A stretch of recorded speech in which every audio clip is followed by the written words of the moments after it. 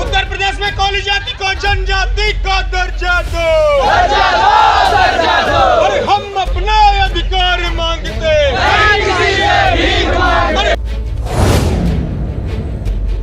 Sir, कैसे देख रहे हैं आप जो देश की राष्ट्रपति हैं वो भी एक ट्राइब हैं और आप लोगों को मांग करनी पड़ रही है, आज देश के प्रधानमंत्री को आप ज्ञापन देने आए हैं, कैसे देख रहे हैं, क्या दिक्कतें हैं, क्या परिस्थिति है? देखिए, ऐसा है कि इस समय इस देश के भीतर जब से भाजपा की सरकार बनी है, तो ये सरकार जब से आई है तो ये उम्मीदें के साथ आई कि कोल को जनजाति दिलाने का तमाम घोषणा भी हुई और लगातार भाषण दे रहे थे और हम लोगों को ये बात का एहसास था कि शायद ये सरकार बदलेगी तो कुछ न कुछ परिवर्तन होगा आदिवासी समाज के साथ। लेकिन आज इस आदिवासी समाज कोल समुदाय जो कि उत्तर प्रदेश में लगभग 15 से 20 लाख आबादी है, पॉपुलेशन है इसकी, और उत्तर प्रदेश की सबसे बड़ी जनजाति आज है तो कोल समुदाय है।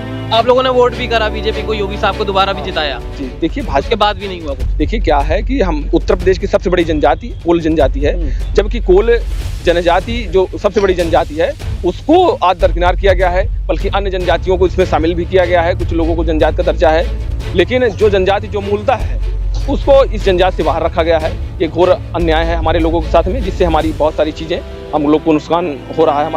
हमें शैक्षणिक, आर्थिक और सामाजिक तौर पर हमको बहुत ज़्यादा इसकी क्षति हो रही है। जैसे आपने बताया जो आपके पड़ोसी राज्य हैं उनमें जो कोल समाज है उसको एसटी में दाखिल किया हुआ है, तो ऐसा उत्तर प्रदेश के अंदर क्या दिक्कत है? क्योंकि आप लोग कह रहे हैं शुरू से सालों से आप लोग जो है एसटी के दर्जे में आते हैं, लेकिन सिर्फ उत्तर प्रदेश में ऐसी क्या दिक्कत है? 15 लाख लोग क्यों नहीं वो चीज़ ठीक करवा पा रहे हैं?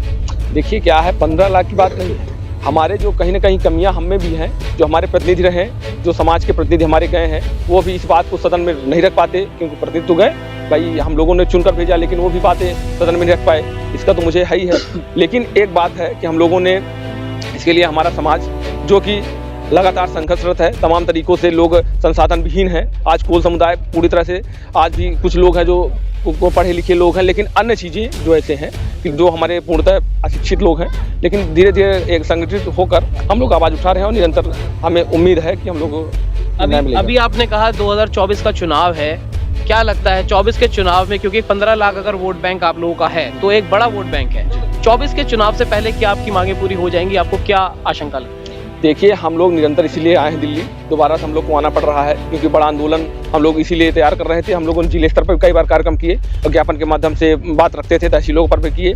आज हम लोग इस बात को अंतिम चेतावनी के तौर पर हम लोग यहाँ पर आए हैं और बताने का हम लोग काम कर रहे हैं, और आपके चैनल के माध्यम से कि देश के लोग इस बात को समझें। अगर उत्तर प्रदेश में कोल को जनजाति लोकसभा के पहले नहीं होता है, लोकसभा चुनाव के आने के पहले, तो निश्चय ही हम लोग कुछ ना कुछ बड़ा करने का काम करेंगे और सरकार के खिलाफ एक बड़ा आंदोलन चाहे हम लोग खड़ा करना पड़े, या जो भी चीज़ें होंगी हम लोग बड़ा एक विषय संगठन सोच कर आगे काम। मतलब ये मान लिया जाए कि 15 लाख वोट का झटका लग जाएगा 2024 सरकार को? बिल्कुल निश्चित ही। जो उत्तर प्रदेश की 80 सीटें हैं, निश्चय ही उनको बड़ा नुकसान होगा। इससे 15 से 16 सीटों में बहुत संख्या में कोल निवासरत है और निश्चय ही इसका चुनाव में परिणाम इनको देखने को मिलेगा। तो क्या कहेंगे अंत में, क्या आप कहना चाहेंगे राष्ट्रपति से, क्योंकि वो भी एक एसटी कम्युनिटी से हैं, और देश के प्रधानमंत्री से? क्योंकि जब चुनाव आते हैं तो जितने भी राजनेता होते हैं वो एससी, एसटी, ओबीसी, दलित तमाम लोगों की बात करते हैं, लेकिन धरातल पे स्थिति कुछ और नजर आती है।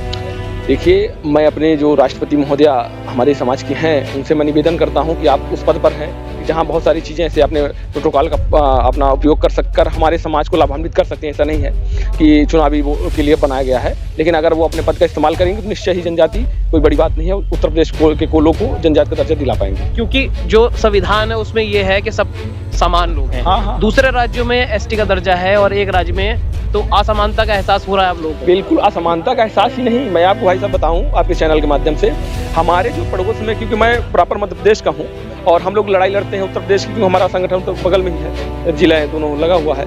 तो हम लोग इस बात को देखते हैं कि हमारे जो समाज के कहीं ना कहीं हमारे एमपी के लोग आजकल उत्तर प्रदेश में शादी विवाह करने से मना कर रहे हैं। एक सबसे बड़ी असमानता ये है कि लोग कहते हैं कि उत्तर प्रदेश के लोग एससी में वहाँ की लड़कियां हैं और एमपी के लोग एसटी में हैं, तो उनका जो जाति प्रमाण पत्र नहीं बन पा रहा है, और जो लड़की पढ़ी लिखी लड़की अगर जाती है वहाँ पर एमपी में, तो उसको जो है लाभ नहीं मिल पाता है, ना वो एससी की रह जाती है ना एसटी की रह जाती है, तो वो किसी लाभ उसका नहीं मिल पाता है। तो इसलिए एक बिल्कुल आपने जो कहा कि असमानता तो है ही है हमारे लोगों के साथ में, तो ये बड़ी चुनौती है और हम लोग इसके लिए इसका सामना कर रहे हैं और निश्चय इसीलिए हम लोग विवश होकर हम लोग को यहाँ आना पड़ा है ठंड में। अब हम लोग आए हैं, ये हम लोग की बड़ी पीड़ा थी कि हम लोग इस मांग को लेकर निरंतर चलेंगे, चाहे हम लोग को जो भी करना पड़े, कुर्बानी देनी पड़े, लेकिन हम लोग कुर्बानी देने के लिए तैयार हैं। 15 लाख वोटों की चोट मिलने वाली है उत्तर प्रदेश में भाजपा सरकार को। तो एक वकील साहब और खड़े हैं, उनसे भी हम जानकारी ले लेते हैं। आपके साथी ने बताया, जो अध्यक्ष साहब हैं, कि 15 लाख की चोट मिलेगी अगर आप कोल समाज के लोगों को न्याय नहीं मिलता है। सालों बीत चुके हैं, क्या कहेंगे? जी बिल्कुल, अगर उत्तर प्रदेश में आदिवासियों को अनुसूचित जनजाति की श्रेणी में नहीं रखा जाएगा तो निश्चय ही आदिवासी समाज बोर्ड बहिष्कार करेगा और ये सरकार को बता देगा कि अगर आप हमारी बात नहीं मानेंगे, हमें से उत्तर प्रदेश में अनुसूचित जनजाति की श्रेणी में नहीं रखा जाएगा तो हम भी सरकार को वोट करने के लिए बाध्य रहेंगे। एक बार दिखा दीजिए तमाम लोगों को कि तमाम जो लोग हैं वो उत्तर प्रदेश से आए हैं। अलग अलग राज्यों में एसटी का दर्जा मिला है। केवल उत्तर प्रदेश ऐसा अछूता राज्य बताया जा रहा है जिसमें लाखों की आबादी होते हुए भी ये तमाम लोग जो गुहार लगा रहे हैं उनको राजधानी दिल्ली आना पड़ता है। क्यों योगी सरकार इनकी बात नहीं सुन रही है? तमाम ये सवाल हैं। जब संविधान अधिकार देता है समानता का, तो ये तमाम लोग असमानता क्यों झेल रहे हैं? इन तमाम सवालों के ऊपर आप क्या सोचते हैं, क्या राय रखते हैं, कमेंट द्वारा साझा करें। अगली अपडेट के साथ आपके समक्ष फिर प्रस्तुत होंगे। नमस्कार।